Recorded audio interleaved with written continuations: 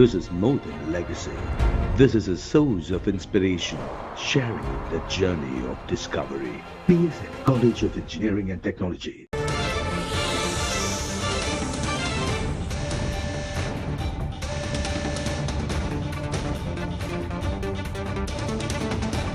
பிரதமர் நரேந்திர மோடி கன்னியாகுமரிக்கு வந்தடைந்தார். அதன் பிறகு பகவதி அம்மன் கோயிலில் பிரதமர் மோடி சுவாமி தரிசனம் செய்தார்.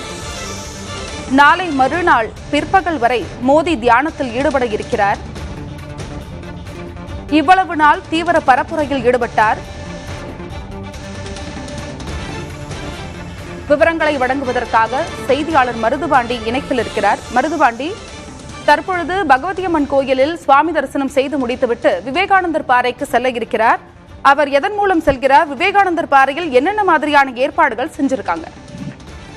அதாவது கன்னியாகுமரி 3 நாள் சுற்றுப்பயணமாக கன்னியாகுமரி வந்த இந்திய பிரதமர் நரேந்திர மோடி அவர்கள் அரசு விருந்தினர் மாளிகையில் ஹெலிபேட் தலை மூலம் இறங்கி அங்கிருந்து கார் மூலமாக பிரசித்தி பெற்ற பகவதி அம்மன் கோயிலில் சாமி தரிசனம் செய்தார்.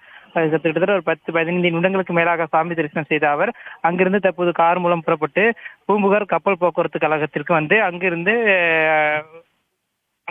கப்பல் மூலமாக விவேகானந்தா என்ற பெயரிடப்பட்ட அந்த கப்பல் மூலமாக தற்போது கடலின் மையப்பகுதியில் இருக்கக்கூடிய அந்த விவேகானந்த மண்டபத்திற்கு சென்று கொண்டிருக்கிறார். மேலும் இதற்காகவே இன்று காலை முதலே அந்த விவேகானந்தர் மண்டபத்திற்கு செல்லக்கூடிய பொதுமக்களாக இருக்கட்டும், சுற்றுலா பயணிகளாக இருக்கட்டும் 11 மணிக்கு மேல் அனுமதிக்கப்படவில்லை. இந்த நிலையில் தொடர்ந்து பல்வேறு வகையான பாதுகாப்பு ஏற்பாடுகள் என்பது அந்த பகுதியில் செய்யப்பட்டிருந்தது. அதை தொடர்ந்து இந்த விவேகானந்தர் படகில் பல்வேறு சிறப்பு ஏற்பாடுகளும் அலங்கரிக்கப்பட்டிருந்த நிலையில் தற்போது பிரதமர் மோடி மற்றும் பாதுகாப்பு அதிகாரிகளுடன் இந்த படகானது தற்போது பூம்புகார் கப்பல் போக்குவரத்து கழகத்திலிருந்து புறப்பட்டு விவேகானந்த மண்டபத்தை நோக்கி சென்று கொண்டிருக்கிறது. அங்கிருந்து விவேகானந்த மண்டபம் சென்றவுடன் அங்கு அவருக்கு வரவேற்பு அளிப்பதற்காக அந்த விவேகானந்தா கேந்திர அமைப்பு சார்பாக ஏற்பாடுகள் செய்யப்பட்டிருப்பதாகவும் அதனைத் தொடர்ந்து அங்கு இருக்கக்கூடிய விவேகானந்தர் சிலைக்கு மாலை அணிவித்து மரியாதை செலுத்த இருப்பதாகவும் அதனைத் தொடர்ந்து தன்னுடைய தியானத்தை தொடங்க இருக்கிறார் பிரதமர் மோடி. இன்று சற்று நேரத்தில் இந்த தியானத்தை தொடங்க இருக்கிற நிலையில் 3 தினங்கள் அங்கே பகுதியில் தங்கி இரவு பகலாக அந்த தியானம் செய்ய திட்டமிடப்பட்டிருக்கிறது. சனிக்கிழமை பிற்பகல் வரை அங்கேயே தங்கி அந்த தியானத்தை மேற்கொள்கிறார். அதற்கு பிறகு அங்கிருந்து புறப்பட்டு திருவள்ளுவர் சிலைக்கு அருகே இருக்கக்கூடிய மண்டபத்தில் இருக்கக்கூடிய திருவள்ளுவர் சிலைக்கு மரியாதை செலுத்தவும் திட்டமிடப்பட்டிருக்கிறது. அதனைத் தொடர்ந்து ஹெலிபேட் மூலம் புறப்பட்டு செல்ல திட்டமானது தீட்டப்பட்டிருப்பதாக பாதுகாப்பு அதிகாரிகள் தரப்பில் தகவலாக தெரிவிக்கப்பட்டிருக்கிறது. வழக்கமாக சுற்றுலாத்துறையினர் சுற்றுலா மக்கள் வந்து விவேகானந்தர் பாறைக்கு வருவது வழக்கம். தற்பொழுது விவேகானந்தர் பாறைக்கு மோடி செல்ல இருக்கிறார். அங்கு சுற்றுலா பயணிகளுக்கு என்னென்ன அறிவுறுத்தல்கள் வழங்கப்பட்டிருக்கிறது? ஒவ்வொரு நாளுமே 20,000க்கும் மேற்பட்ட சுற்றுலா பயணிகள் இங்கு இருக்கக்கூடிய இந்த பிரசித்தி பெற்ற அம்மன் கோவிலாக இருக்கட்டும், அதே போல பூம்புகார் படகுத்தளம் மற்றும் கன்னியாகுமரி இருக்கக்கூடிய விவேகானந்த மண்டபம் திருவள்ளுவர் சிலையை காண்பதற்காக வருவது வழக்கம்.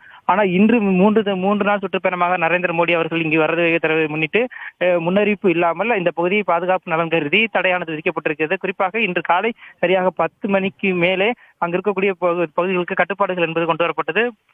11 மணிக்கு மேல் முழுமையாக அந்த பகுதியில் பொதுமக்கள் செல்ல தடையானது விதிக்கப்பட்டிருக்கிறது. அதன் காரணமாக பல ஊர்களிலிருந்து வெளிநாடுகளில் இருந்தும் வரக்கூடிய சுற்றுலா பயணிகள் பெருமளவு அவதிக்குள்ளாகி இருக்கிறார்கள். இந்த சுற்றுலா தலங்களை தற்காலிகமாக மூடுவதற்கு அதிகாரப்பூர்வ எந்த அறிவிப்பையும் மாவட்ட நிர்வாகம் வெளியிடப்படவில்லை. இதன் காரணமாக சுற்றுலா வந்த பல சுற்றுலா பயணிகள் பெரும் அவதிக்குள்ளாகி இருக்கிறார்கள். மேலும் 3 நாட்கள் இந்த தியானம் செய்ய திட்டமிடப்பட்டிருப்பதால் இந்த 3 நாட்களும் கப்பல் சேவை சவாரி அந்த பகுதியில் இருக்குமா என்ற ஒரு சந்தேகம் எழுந்திருக்கிறது. ஏனென்றால் விவேகானந்த மண்டபத்திற்கு பாதுகாப்பு நலன் கருதி பொதுமக்கள் செல்ல அனுமதி அளிக்கப்படவில்லை என பிரதமரின் தனி பாதுகாப்பு அதிகாரிகள் தரப்பில் தெரிவிக்கப்பட்டிருக்கிறது. அதன் காரணமாக 3 நாட்களும் படகு சேவை என்பது ரத்து செய்யப்படுகிறதா அல்லது விவேகானந்த மண்டபத்துக்கு மட்டும் ரத்து செய்யப்படுகிறதா, நாளை முதல் திருவள்ளுவர் மண்டபத்திற்கு படகு சேவை தொடங்குமா என பல்வேறு எதிர்பார்ப்புகளும் கோரிக்கைகளும் பொதுமக்கள் மத்தியிலும் சுற்றுலா பயணிகள் மத்தியிலும் இருக்கிறது. ஆனால் தற்போது பிரதமர் கோவிலுக்குள் இருந்து புறப்பட்டு மைய மண்டபம் சென்ற உடனே அந்த பகுதியில் இருக்கக்கூடிய சாலைகள் என்பது பொதுமக்களின் நடமாட்டத்திற்கும் போக்குவரத்திற்கும் தொடங்கப்பட்டிருக்கிறது. முன்னெச்சரிக்கை நடவடிக்கையாக 3 மணி நேரத்துக்கு மேலாக அந்த பகுதியில் இருக்கக்கூடிய சாலைகள் என்பது முழுமையாக அடைக்கப்பட்டிருந்தது. தற்போது சாலை போக்குவரத்து முழுமையாக தொடங்கப்பட்டிருக்கிறது. இதே போன்று அங்கு இருக்கக்கூடிய பகவதி அம்மன் கோயிலுக்கும் பக்தர்கள் இன்னும் சற்று நேரத்தை அனுமதிக்கப்படுவார்கள் என எதிர்பார்க்கப்படுகிறது. ஆனால் படகு சவாரி மட்டுமே தொடங்குமா இல்லையா என்ற ஒரு கேள்வி இருந்திருக்கிறது. இது தொடர்பான மாவட்ட நிர்வாகம் இதுவரையான எந்த ஒரு அறிவிப்பையும் வெளியிடப்படவில்லை. மருதுபாண்டி, சிறப்பு படகு மூலம் பிரதமர் மோடி புறப்பட இருப்பதா சொன்னீங்க. அவருடன் யார் யார் அந்த படகில் செல்ல இருக்கிறார்கள்? அதாவது பூம்புகார் கப்பல் போக்குவரத்து கழகம் சார்பாக இந்த குணா மற்றும் இந்த விவேகானந்தா பொதிகை என்ற 3 வகையான படகுகள் என்பது இங்கு எப்போதுமே பொதுமக்கள் வந்து செல்வதற்காக இருக்கும். அவ்வாறு இருக்கக்கூடிய அந்த படகில் விவேகானந்தா என்ற பெயரிடப்பட்ட அந்த படகில் தான் தற்போது பிரதமர் மோடி அவர்கள் பயணம் செய்திருக்கிறார்கள். இதற்காகவே அந்த படகில் பல்வேறு சீரமைப்பு பணிகளும் அலங்கர பணியும் செய்யப்பட்டதாக கூறப்படுகிறது. அவ்வாறு செய்யப்பட்டு காலை முதலே அந்த படகு சேவை என்பது தற்காலிகமாக நிறுத்தி வைக்கப்பட்டிருந்த நிலையில் மற்ற 2 படகு மூலம் தான் பொதுமக்கள் காலை 8 மணி முதல் அனுமதிக்கப்பட்டிருந்தார்கள். அதுவும் 11 மணிக்கு பின் முழுமையாக அந்த மற்ற படகுகளையும் அனுமதிக்கப்படவில்லை. இருப்பினும் தற்போது விவேகானந்தா படகு மூலம் விவேகானந்தா மண்டபத்திற்கு பிரதமர் மோடி அவர்கள் உள்ளே சென்றிருக்கிறார்கள். அவருக்கு அங்கு வரவேற்பானது வழங்கப்பட்டு தற்போது மண்டபத்திற்கு மேற்பகுதியில் இருக்கக்கூடிய அந்த தியான மண்டபத்திற்கு சென்று கொண்டிருக்கிறார். இன்னும் சற்று நேரத்தில் அவர் தியானத்தை தொடங்குவார் என எதிர்பார்க்கப்படுகிறது. அருணா.